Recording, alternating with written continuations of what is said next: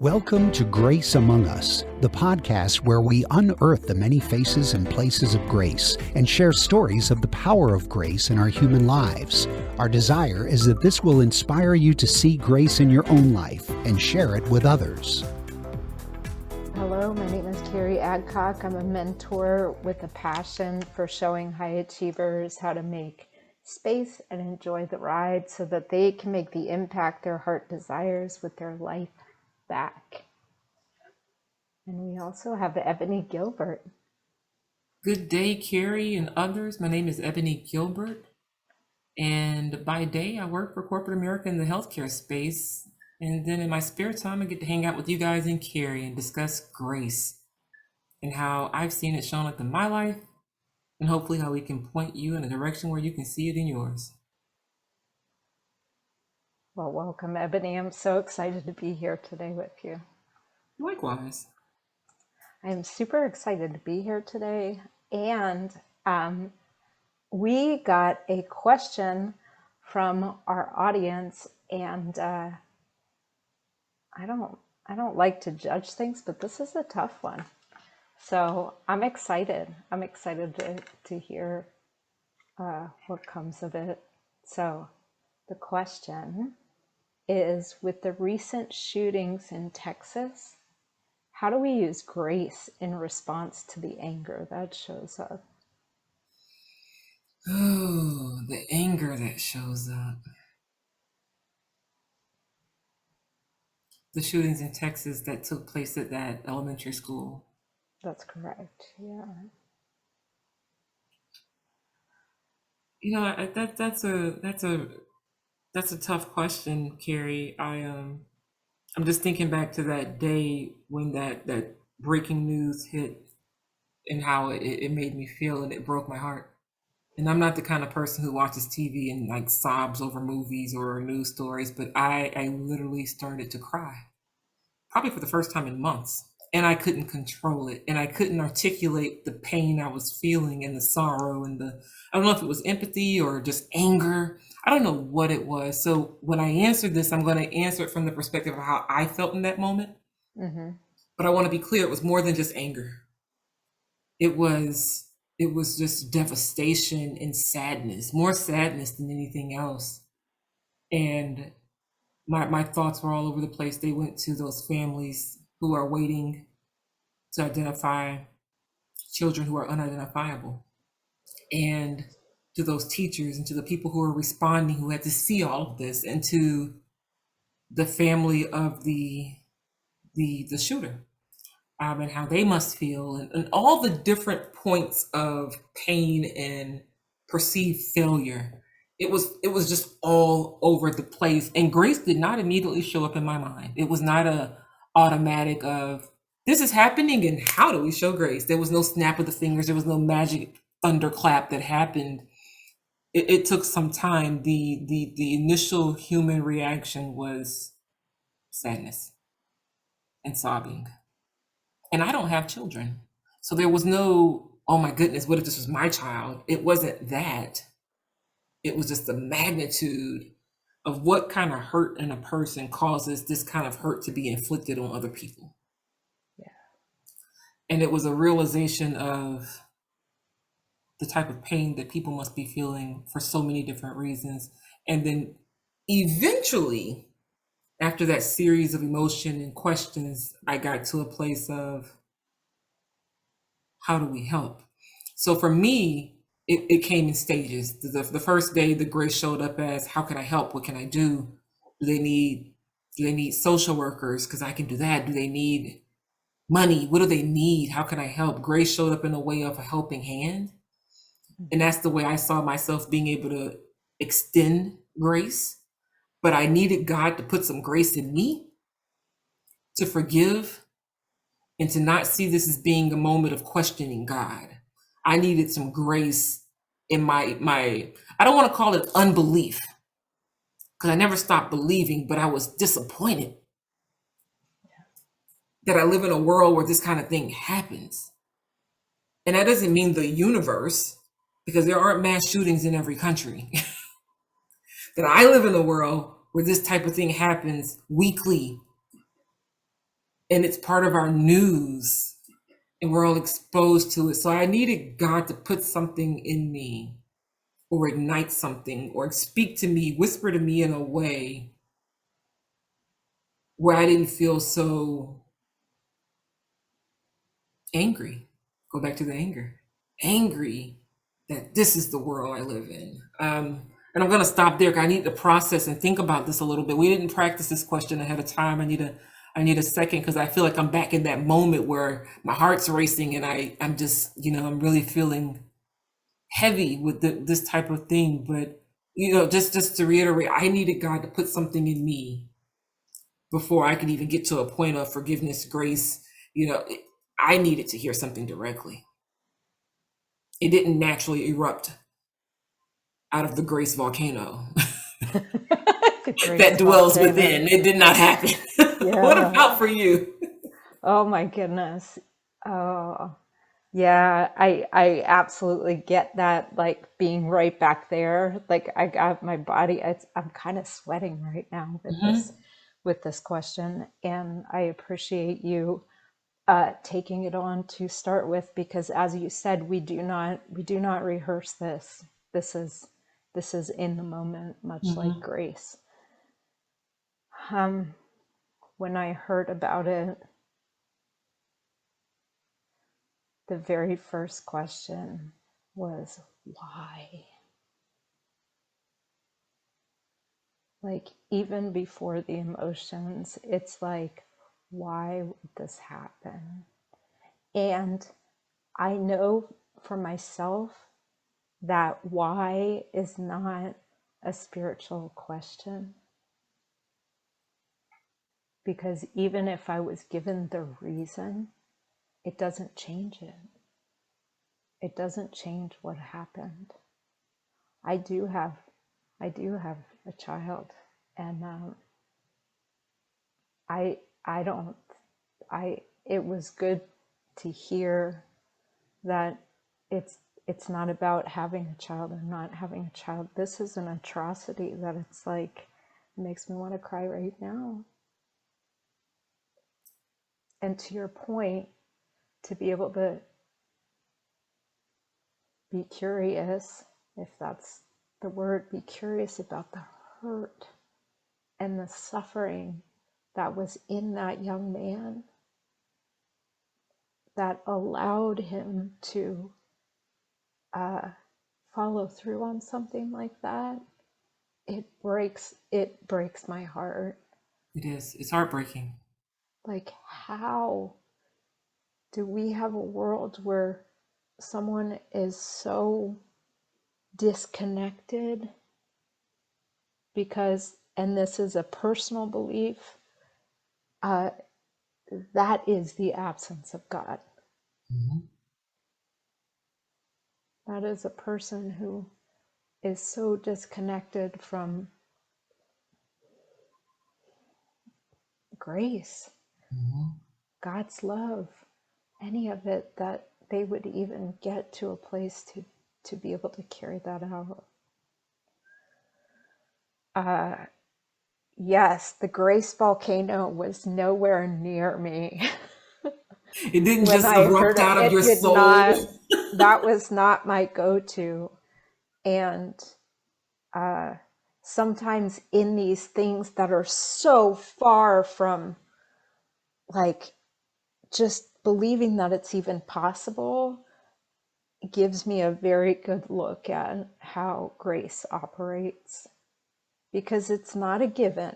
It's not a given that grace is going to show up and like, my heart's gonna be able to see the situation with any love or any understanding or any, like, I just wanted to run.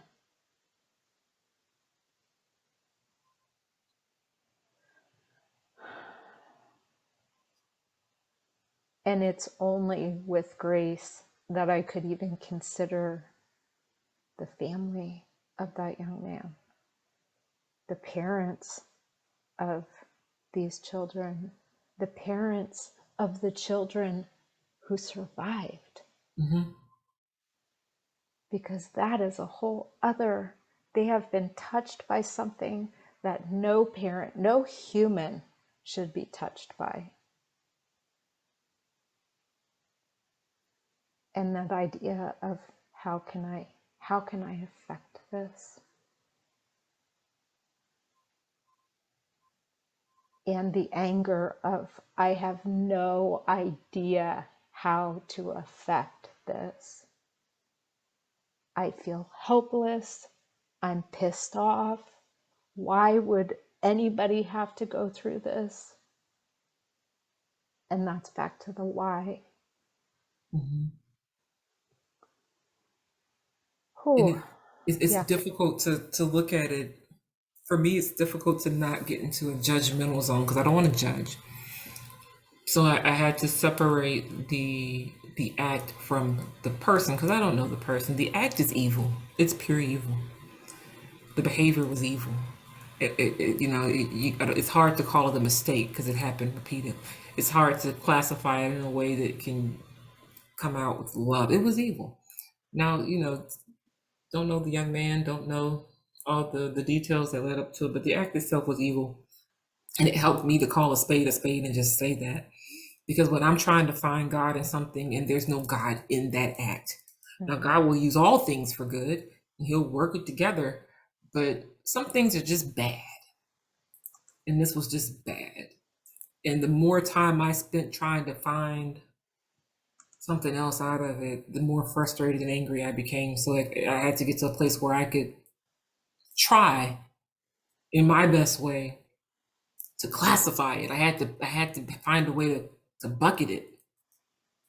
Otherwise, that anger turns in directions I don't want it to go to. I don't want to be angry at God. So I had to figure out a way to get to that place. You just made a point that if I'm angry at God, it's like I gotta shield up for grace to even show up for me. Right. And it's not hurting God. He can handle it. I know. You're putting this shelter around yourself where you can't receive. Mm-hmm. And that's never the space I want to be in. Mm-mm. And that's that if I ask why, if I want somebody to somebody, something, some, essentially when I ask why, I want something to make it okay. Mm-hmm. And to your point, there's nothing okay about what happened. There's not one stitch of okay. Mm-mm. And so, from a worldly perspective, to put it in a bucket of not okay, Not okay. nothing okay about this experience, about this event, about any of it. And what do we do with it? I think it gets into the question of I think another question we received, the relationship between grace and action. Mm-hmm. So what do you do with it? What action are you moved to? Um, I know for me, in the following days after that event, I became super sensitive to people's pain. If someone, and it didn't always look like pain, Carrie. Someone's ranting and they're being nasty to me. I'm like, you're hurting. We should talk about it. And then I was able to operate in grace and possibly, I'm not saying I'm deterring the next mass shooting. Who knows what you don't know what you're intervening. You don't know what your intercessor moment represents. You never know. But for the following days, and it didn't last forever because I got lazy, but initially I wanted people to know that I was praying for them and that I see you, God sees you, he hears you, he loves you. He wants you to bring your burdens and your cares and your concerns and all your hurt so you don't have to act out in a way that's violent, harmful, that doesn't represent who you are as God's kid. So I wish I could do that every day. I wish I was just in that space every single day, not at the risk of having tragic things happen to get there. But life gets in the way sometimes, you know. But for the immediate action was to be concerned and to immediately become my brother's keeper and to immediately lend out a hand to say, I can listen, I can show up, I can hear you, I can help you. If I can, I can find someone who can. And those were the immediate actions I took. I wish I did more. I wish there was something else I could have done. I wish these moments of being compelled to do those types of things didn't just happen after tragedy. I wish Congress was talking about gun laws, not just after a bunch of kids get shot. You know? I do. I do. It's that reactionary grace. Mm-hmm. Oh, that's a good way to. Oh, good God, good one, Carrie. Good one. Yeah, yeah. I wish so too, and I appreciate that you said it didn't last forever, Mm-mm. right? This is the beautiful aspect of us being human. And I don't know, I wish I could set grace and forget it, right? Set it and forget it, whoever that guy was, that cooker guy. Ron Popeil, that's the guy.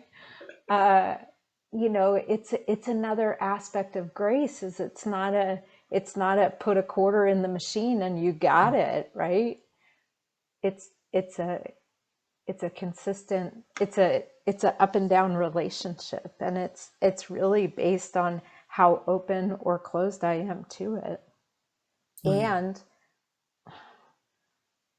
for whatever reason, tragedy often is like a mass opening because we remember that we're all connected, Mm-hmm.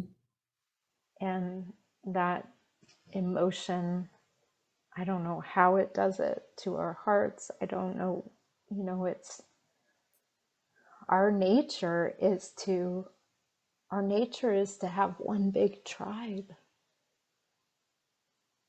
And when these things happen, it's like it's that I don't know how to explain it.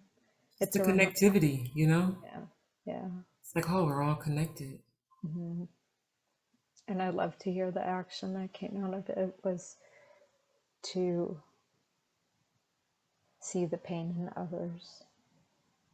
And I invite anybody out here who's listening to that can relate to, to be curious and pay attention to the people that cross your path. And you may be having a crappy day, but, they may be too. I have a thing. I'm going to go a little off topic, but not really because it just came up. I have this thing about people honking. The horn? Yes, I don't like it. If somebody honks behind me, like sometimes I am zoning out and the light has turned green, right? Are you that person, Carrie? That, oh, that sits at a light? You're that Not person? often. Yes, I have been that person, Ebony. I'll admit it. Um, wow, I totally lost my horn train of thought. You're that person sitting at the light, then I'm behind you honking the horn. I'm doing my 5 second countdown. 5, 4, 3, 2, 1. Now you get the horn because I That's gave you it. five Okay. seconds of grace and you didn't do I'm it. I'm back. I'm back. So that horn goes and grace is out the window. I am Mhm. angry. I'm upset. It should be at myself. Like there is no godly reason, Ebony, that you should have honked that horn. But I gave you That's 5 seconds of grace. exactly, but that's where that is my reaction. And it's grace that calms that down, right? So I may have somebody who's not very nice at the store, right? Who's checking me out. And I can be curious instead. I can be curious about, why is this person so prickly?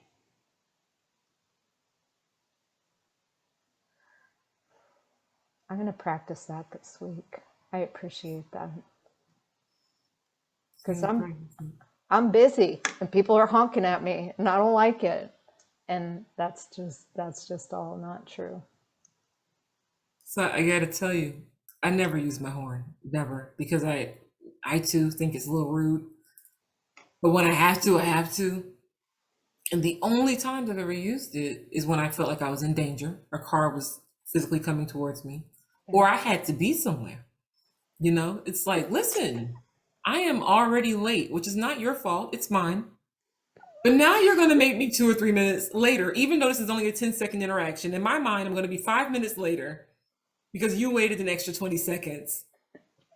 And I need a little grace in that moment because I'm not my best self. And you're in the way of my progress. It's not your fault, but you're making it worse. You're making it worse. You're And you're making my stuff worse. to the fact that I've had a terrible morning. And just tying it all together, you never know what the other person's dealing with. You never know what got them to that place. You never know what pain or what suffering or what happened to get them in that spot. And I think that's how grace shows up. Because when you think about it, how many times does God grace us with our mess ups and our stuff and our things? And His grace is sufficient. It's all we need. We don't need more than that. So if it's sufficient for us to receive from Him, doesn't it just seem right for us to extend it to others? Yeah. Yes. It's like our reasonable response.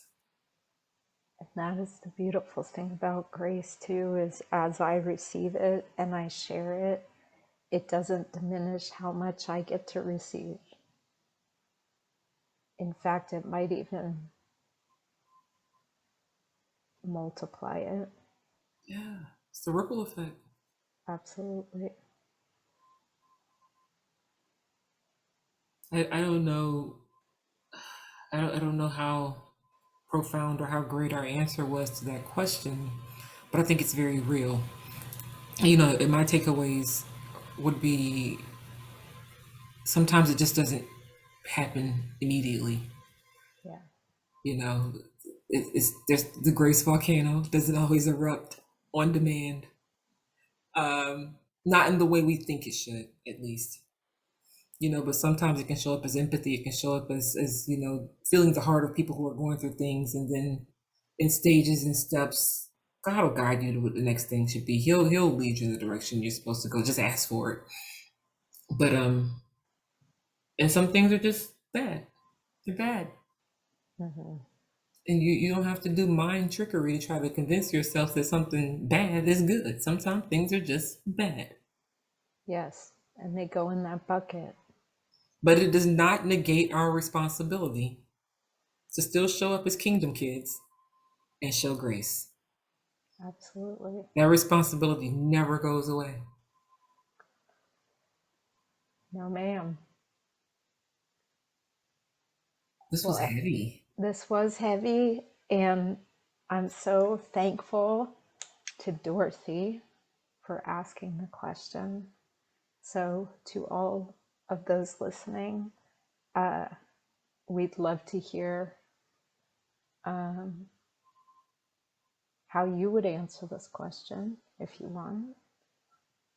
We'd also, any questions you have, send them in, because we'd love to hear those as well. So, Ebony, I think I know you wrapped it up very succinctly. So, I'm good on You my know, I'm going to end. think about this for like the next 4 hours. I'm going to just sit here and ruminate on all the answers I should have given, all the things I should have said. And Well, we might have part two. We'll see. Or some notes about it. I'm actually headed out to go be in the world, and I'm gonna go get real curious about being sensitive to where other people are. So thank you. do it for more than 4 hours. Okay, I'll do my best. Yes, I can. I can do that. I can do that for the week. See what I'm going to happens. try it a little bit more as well. Okay. Watch out for the Grace volcano, though. And I'm going to make sure when the light turns green that I go. Just drive so no one honks the horn. All right. Well, Thank you, again, Carrie. thank you. Thank you, Dorothy, for the question. All right. Until next time. Grace out. Thank you so much for joining us. If you enjoyed this episode, please let us know. We love to hear from you, and share it with a friend. Also, please be sure to subscribe so you're notified when a new episode is posted. We hope you're leaving with another pointer to grace, a new perspective that will light it up in your own life. Until next time, be well, be bold, be kind to yourself, and be on the lookout.